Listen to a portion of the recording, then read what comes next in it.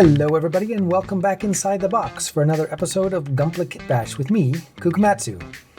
In this episode we're going to be spraying some gray paint onto our foot panels to see if there are any imperfections in our gap filling process, and then we'll try and solve those. So let's jump right in.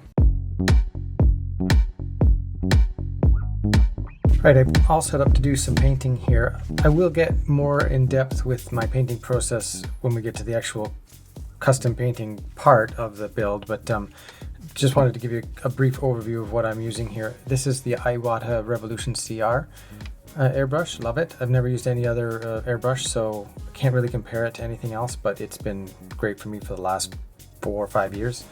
And I'm going to be using Tamiya acrylic XF53 as my gray. You can use any gray or any kind of neutral color for this.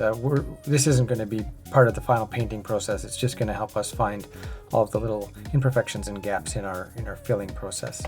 So let's try that out.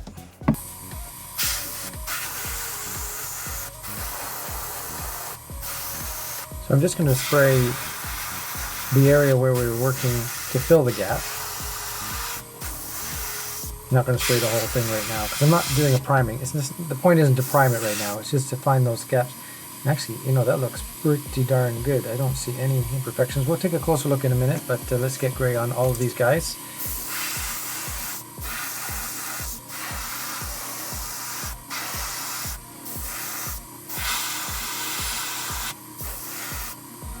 On that one, I can see a little bit of a imperfection just there. So we'll fill that in a minute.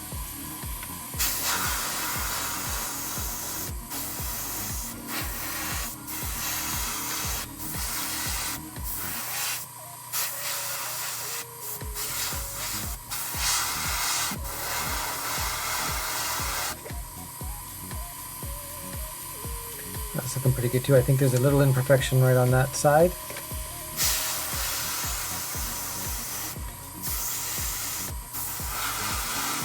Kind of an optical illusion because since the super glue is clear, it looks like there's a gap there, but then when you put the gray paint on, you discover actually it's pretty good.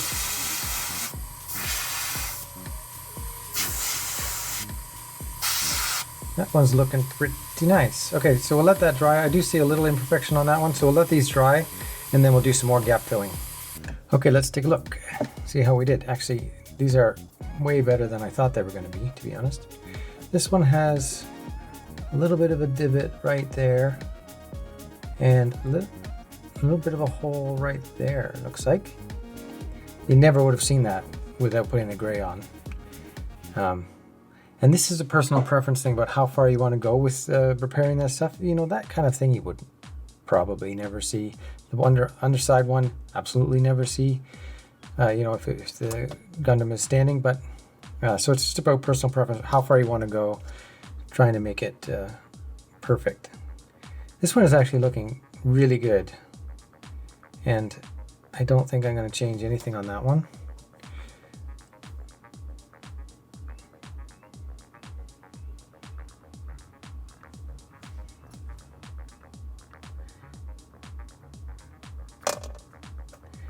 One thing that I notice on this one that it does have is, I don't know if I can do anything about this.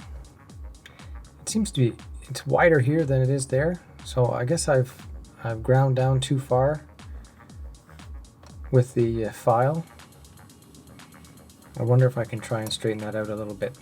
Again, one of those things that maybe you don't do it because nobody's ever going to see it, or you do it because you just want to do it. You know what I mean? I'll give some thought to about what I want to do about that one.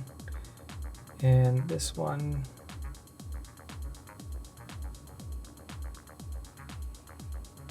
It's looking pretty good.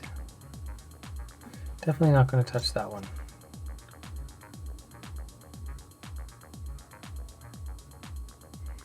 If you're doing something that's going to end up being glossy, you really have to be careful with this stuff and find everything. If it's going to be a bit more matte, a bit more weathered, then you don't need to worry about it as much probably.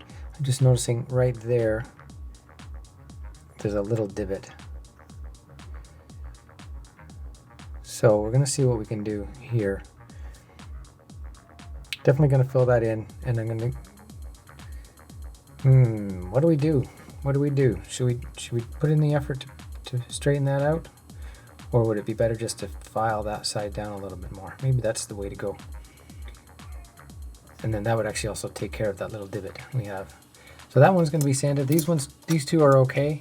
And this one just needs a little bit of extra glue in there. So I'm just going to put a little dot on there and a little dot on the bottom. Give it a little kicker.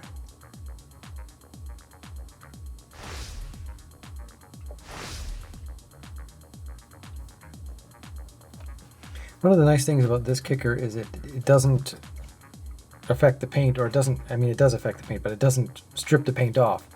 Some of the kickers are alcohol based and it would just totally destroy any paint job you had on there. I still wouldn't do this once I had my final paint job done, but I will do it now and not worry about that gray paint on there. Okay, this could be a disaster, but I decided that I actually want to build up the left side rather than continue to sand down the right side. And the reason is simply because then it won't match the other one. If I make this thinner over on this side, it's not going to match the other piece. And it gives us an opportunity to try out a bit more aggressive filling with this super glue. Why am I using super glue, you may ask, instead of one of the other fillers? I love using super glue. When I discovered this, I was so happy because it does a great job. It fills fast. It's apparently scribable. I've never tried scribing it. I'm not a big scriber. Sorry to disappoint. You won't be seeing a lot of scribing on this channel, but I might do a little bit at some point. But I really respect those people who spend hours and hours and hours describing beautiful panel lines into stuff. I'm just not into it. So I find other ways to add detail other than scribing. But anyway, apparently this stuff does scribe pretty well once you use it as a filler. So all around happy with this method. So what I'm going to do is, I might have to do this a few times, but I'm going to put a fair amount on here. Super glues also come in different thicknesses, so if you really have to fill a gap, you might want to use one of the thicker ones. I do find when I put the kicker on, it spreads out the glue a little bit and makes it a little thinner than it was. But I'm going to do a couple of layers of that. One of the mistakes I tend to make is when I'm doing several layers of this stuff, I put on the kicker, then I put on the super glue and I touch the kicker with the end of the super glue, and then it clogs up the end of this thing really fast because it's kicking off the glue inside the spout. So it's always a good idea to try and wipe off any excess kicker that's left over. This one kind of has an oily feeling, although it doesn't leave the part actually oily. The alcohol-based ones evaporate really quickly.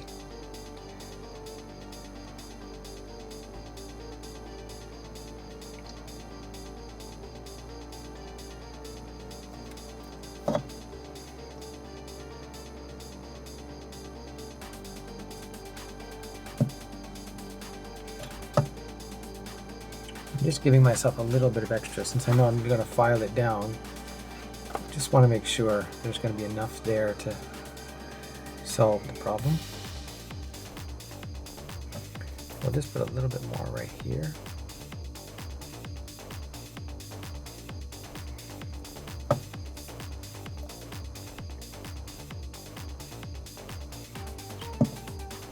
And then in a couple of minutes, it will be ready to sand and file.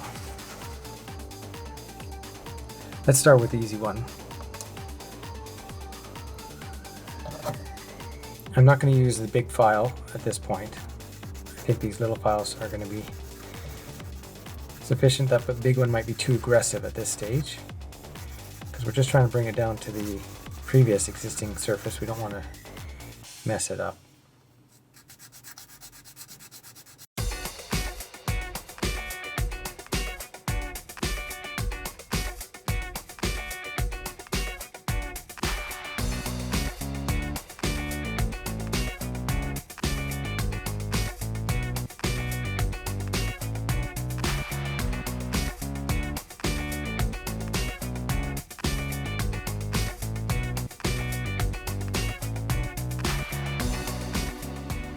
And it's as simple as that. You can see we filled that space there, left a little bit of the gray behind in that hole. And I can't remember where it was on the front exactly, but it was a very small hole. I think it was right there. So we will paint that again in a minute to see if that has solved the problem. Now we're going to solve this bigger problem. When I want to do something that's flat, you would normally switch to a file instead of the sanding sticks. All sanding sticks are a little bit different, but these ones are a little bit soft, and so they give too much. They're great for doing rounded surfaces and stuff like that, but they won't necessarily give you a nice straight line. So I tend to switch to the file. I really like using this little anvil. Just gets it up off the surface a little bit, gives you something to hold it on, and allows you to do a little bit from below, which is necessary on this guy, I think.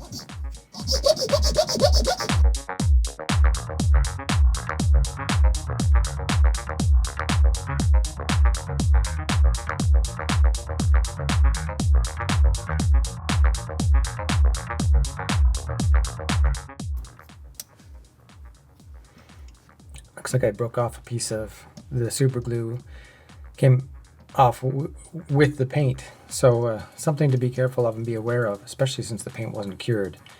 It's still kind of soft, and so I may have messed that up a little bit. Probably the better solution is to get rid of the gray paint before you put all that extra super glue on, because then it's adhering directly to the plastic rather than to the layer of paint. But I'm going to continue along a little bit and see how well this goes, and decide if I need to redo that.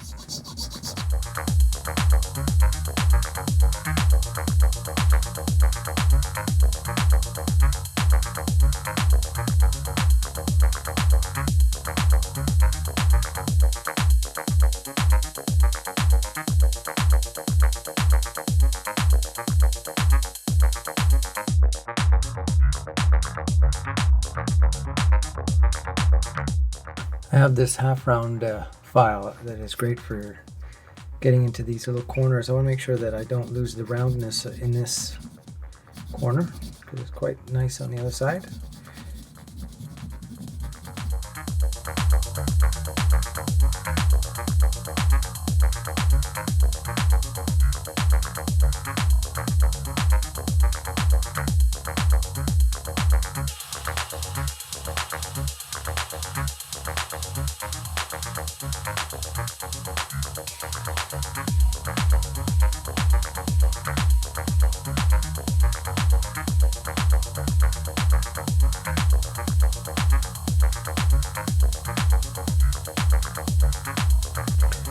Okay,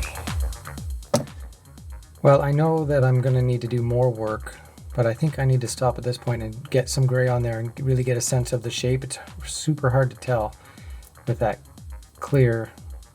Oh, okay, here's a problem.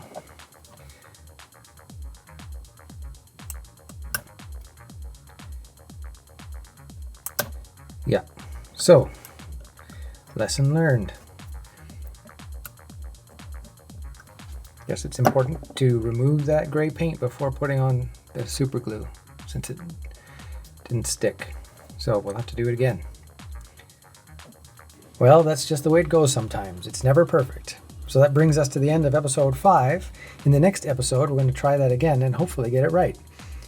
If you enjoyed the video, I'd appreciate it if you give me a like down below and subscribe if you want to follow along, and we'll see you in the next one. Bye-bye.